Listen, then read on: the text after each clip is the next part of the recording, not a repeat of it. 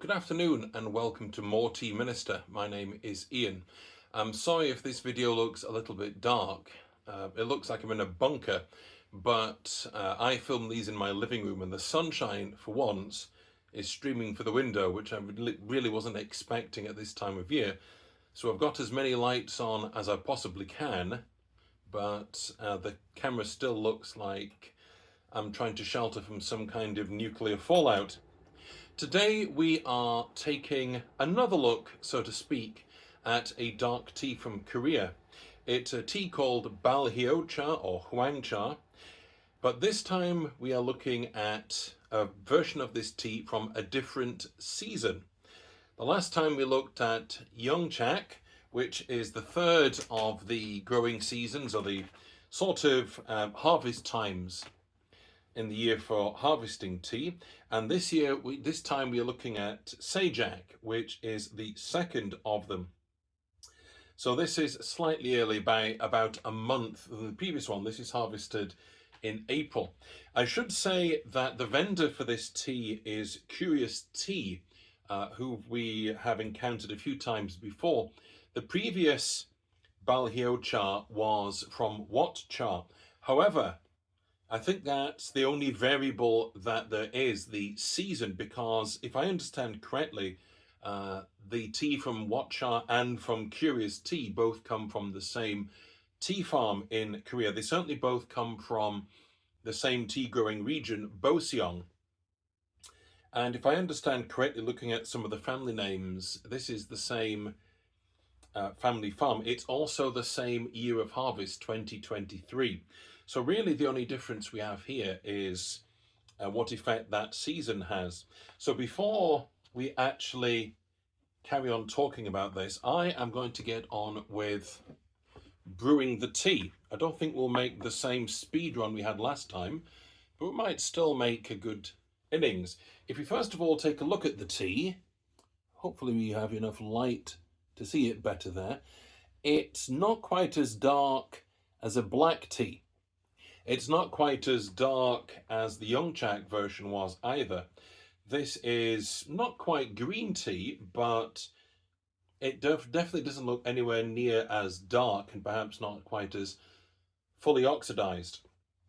What we're going to do is brew this very similar to the parameters set by Curious Tea, but we're going to go with the same duration and the same temperature as Hwangcha. So I'm going to try and make sure I get the right amount of water for this. So we've got 5 grams of tea, and we have our temperature at 95, and we're going to put in 500 mils of water. So that's 1 gram of tea to every 400. Make sure I don't overdo it. There we go. And I will set that for 5 minutes, and then we'll talk about this tea.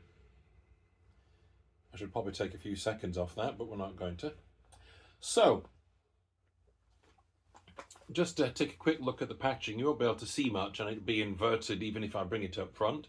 It's Curious Tea's 50-gram packaging.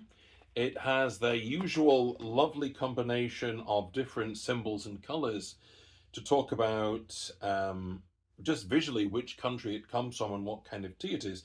So we have, you can probably tell the purple banding here and the purple leaf down here.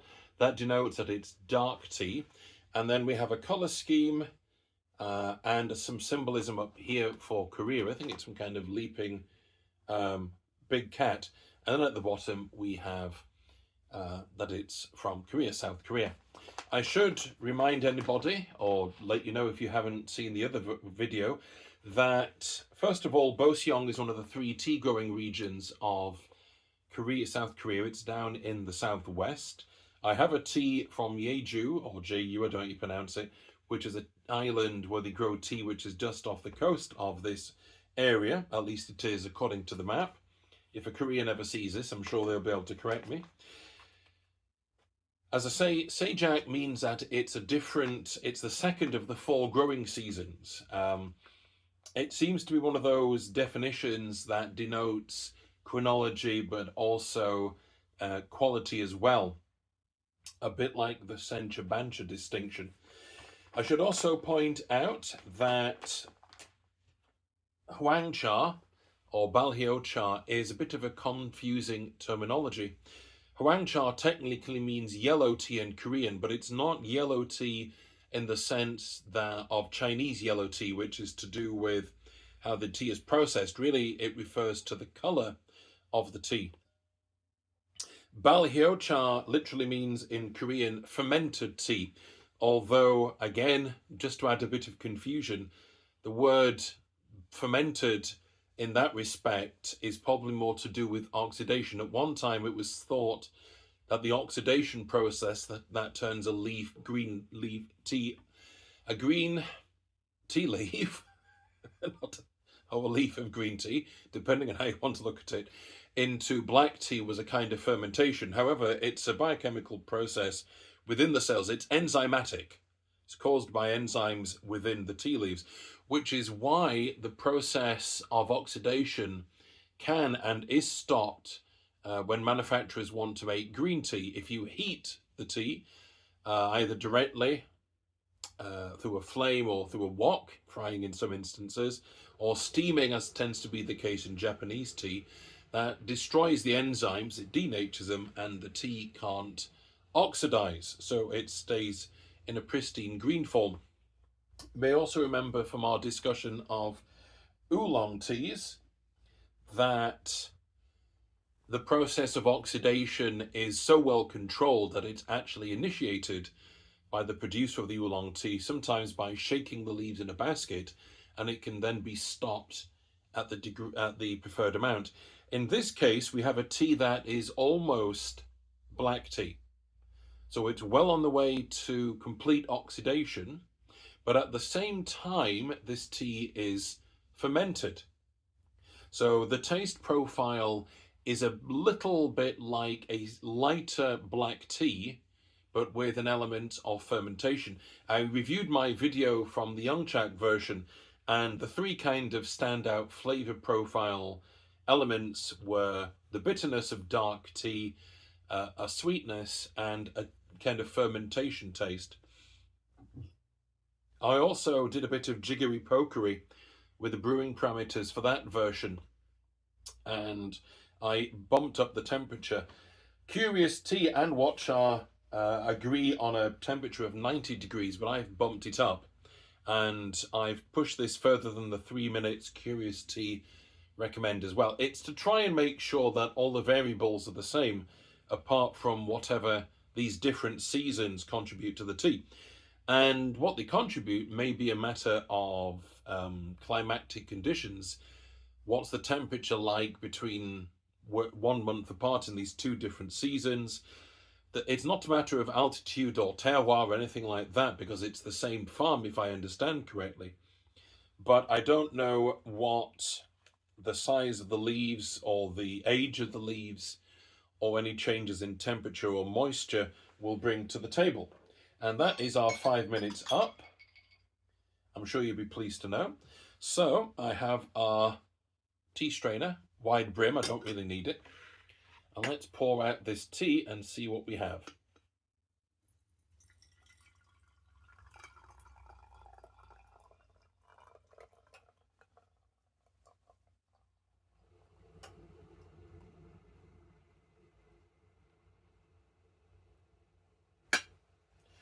So there we go. I'm going to move that slightly so I can actually see what I'm doing.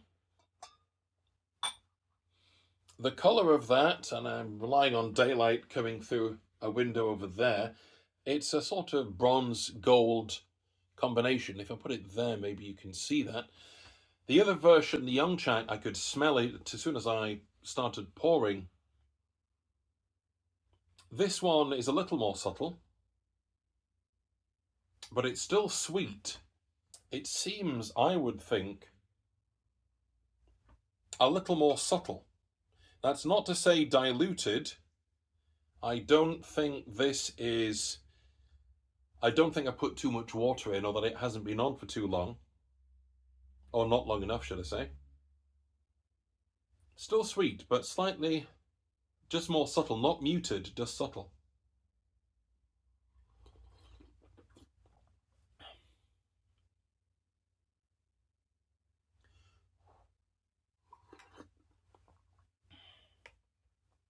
It's obviously not strictly speaking a black tea. It doesn't have the bitterness that the next season provides. It's actually much more refreshing. It's sweet, it's refreshing. It's a bit like a very light black tea. I'm wondering if it's just because of the leaves themselves, whether it's coming across more like a red oolong than black tea, as if it was much less oxidized. It certainly doesn't have any of the malt or the darkness, the sort of bitterness, almost cocoa of black tea. Let's try another cupful.